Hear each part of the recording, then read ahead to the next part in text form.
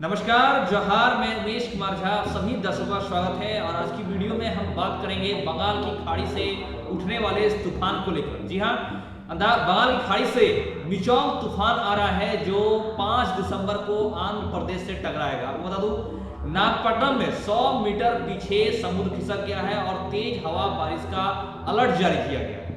दरअसल बंगाल की खाड़ी में बन रहा कम दबाव का क्षेत्र दिसंबर माह शुरू होते ही डीप डिप्रेशन में बदल गया। भारतीय मौसम विभाग आईएमडी के मुताबिक कुछ ही घंटे में चक्रवात का रूप ले लिया और इस तूफान का नाम मिचोंग रखा गया। अब तो मौसम विभाग ने बताया कि तूफान उत्तर पश्चिम की ओर बढ़ेगा और 5 दिसंबर की सुबह तूफान आंध्र प्रदेश के नेल्लोर और मछलीपट्टनम तट को पार करेगा और उस समय तूफान की स्पीड 80 से 90 किलोमीटर प्रति घंटा होगी और यह 100 किलोमीटर प्रति घंटे तक भी पहुंच सकती है।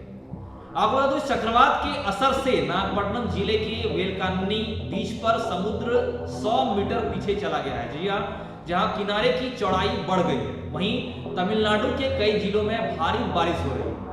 आपको बता दूं, विशाखापट्टनम साइक्लोन वार्निंग सेंटर की एमडी सुनंदा ने मीडिया रिपोर्ट्स में बात करने के मुताबिक कहा कि तमिलनाडु और आंध्र प्रदेश तट पर हवाएं और बारिश बढ़ जाएंगी और दक्षिण तटीय आंध्र प्रदेश में मध्यम वर्षा और कुछ स्थानों पर भारी बारिश और बहुत भारी बारिश की संभावना। जी हाँ, मीडिया रिपोर्ट्स के बात करने के मुताबिक मौसम विभाग ने ये जानकारी दी है, ये अलर्ट जारी किया है।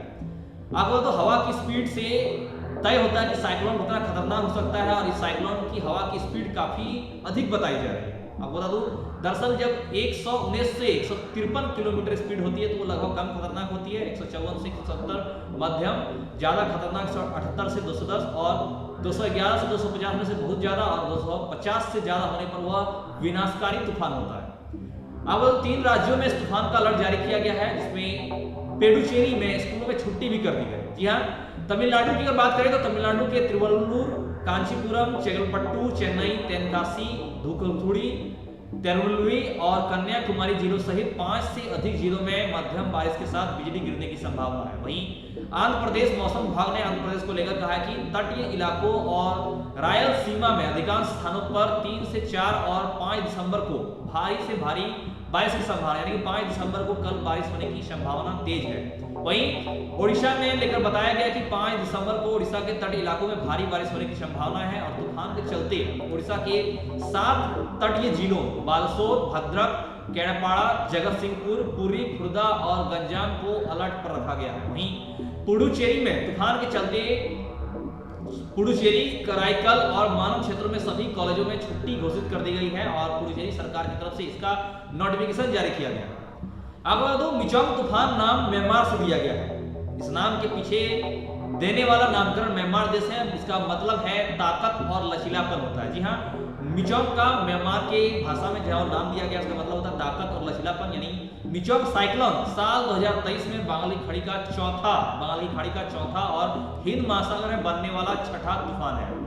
अब भारत में इन इलाकों में जहां साइक्लोन का सबसे ज्यादा खतरा होता है उनमें से कुछ इलाके जिसमें 76% सुनामी खतरे वाला इलाका है। जी हाँ, भारत के समुद्री तट की लंबाई जो लगभग 7500 किलोमीटर से ज्यादा, उनमें से 76% सुनामी के खतरे वाला इलाका है और साइक्लोन के सबसे ज्यादा खतरे वाले इलाकों में आता है, जिसमें कि ये अलर्ट बार बार जारी किया जाता है। साइक्लोन के मध्यम वाले खतरे क्षेत्र में येलो अलर्ट किया जाता है, साइक्लोन के सबसे ज्यादा खतरे वाले जगह में रेड अलर्ट जारी किया जाता है।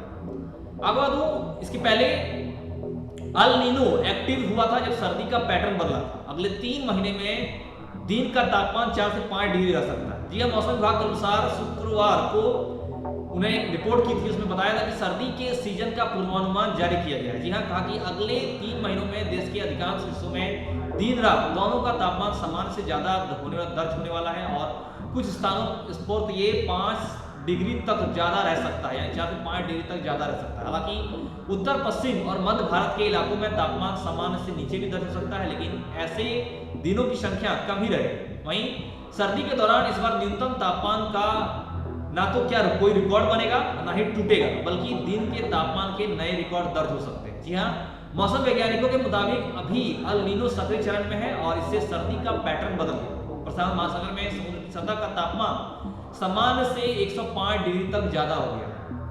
अब कह दो दो तरीके से आप मौसम का जो है समझ सकते हैं कितनी गर्मी और कितनी सर्दी रहेगी। देश में कई ऐसे क्षेत्र बताते हैं, दो तरीके से मैप में दिखाए जाते हैं मौसम विभाग के अनुसार कि जहां पीला और लाल रंग दिखता है वहां पे सामान्य से ज्यादा तापमान दिखाया जाता है, जहां हरा रंग होता है वहां तापमान सामान्य रहता है, और जहां नीला रंग होता है वहां तापमान सामान्य से कम दिखाया जाता है। मौसम विभाग के इंडिकेशन के अनुसार आप ये बातों को समझ सकते हैं। आपको तो अगर 3 महीने लद्दाख के सीमांत पूर्वी और सिक्किम को छोड़कर पूरे देश में रात का तापमान सामान्य से ज्यादा रहेगा। इस दौरान मध्य प्रदेश, महाराष्ट्र, उड़ीसा, पश्चिम बंगाल, झारखंड में दिन में तापमान सामान्य से कम रहेगा। वहीं उत्तराखंड, पूर्वी पश्चिम यूपी, राजस्थान, पंजाब, हरियाणा, बिहार में कुछ जगह तापमान सामान्य रह सकता है।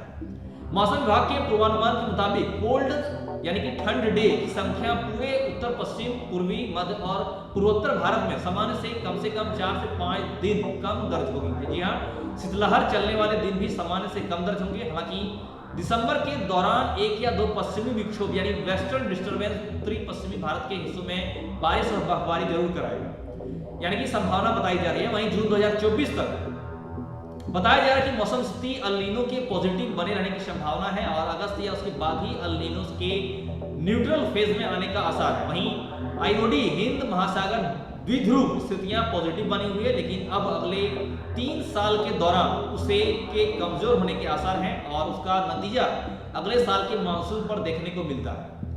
आपको अगर पिछले 6 महीनों में आए बड़े तूफान की बात करूं तो पिछले 6 महीनों में अमन, ओमान, गुजरात जैसे कई क्षेत्रों में बड़े बड़े तूफानों का असर देखने को मिला है, जिसमें कि अरब सागर में आया तेज तूफान ओमान की ओर बड़ा नाम है, जिसमें सबसे बड़ा तूफान 2023 में एक बड़ी तूफान के नाम था। वो तो अक्टूबर में अरब सागर में तेज नाम का तूफान उठा था और पहले इसकी भारत की तरफ आने की संभावना थी और बाद में आईएमडी ने बताया था कि चक्रवाती तूफान का गुजरात के तट इलाकों से टकराने का खतरा टल गया। यह तूफान गुजरात से 1600 किलोमीटर दूर ओमान और यमन की तरफ बढ़ गया था और हिंद महासागर क्षेत्र में चक्रवातों के नामकरण के लिए अपनाया गया फॉर्मूला के अनुसार इस तूफान का नाम तेज रखा गया था। मौसम विभाग ने 25 अक्टूबर की सुबह इसको यमन और ओमान की तरफ जाने का दिया, जिसके कारण से भारत में कुछ इसका विशेष असर नहीं देखा गया। वहीं 13 जून को भी अरब सागर से एक तूफान बिपरजॉय उठा था जो गुजरात और महाराष्ट्र में आया था और महाराष्ट्र में तबाही मचाई थी। जी हाँ, दूसरा तूफान जो उठा था हिंद अरब सागर से वो था 13 जून को, इसका नाम था बिपरजॉय। तीसरा तूफान जो बड़ा तूफान बताया था बंगाल की खाड़ी से उठा था मोका तूफान, जो म्यांमार में 3 किसी कारण से म्यांमार में भी असर पड़ा था और वहां 3 की मौत हो गई थी। उसके बाद 7 मई को बंगाल की खाड़ी में भी मोका तूफान आया था, जिसके कारण लगभग 200 किलोमीटर की रफ्तार से बारिश और तेज हवा चली थी, इसके कारण कई जान माल का नुकसान हुआ था। आज की इस वीडियो में फिलहाल इतना ही, आगे आपसे फिर मिलेंगे कुछ नई और अच्छी जानकारी के साथ। हमारे साथ अंत तक बने रहने धन्यवाद। जय हिंद, जय भारत।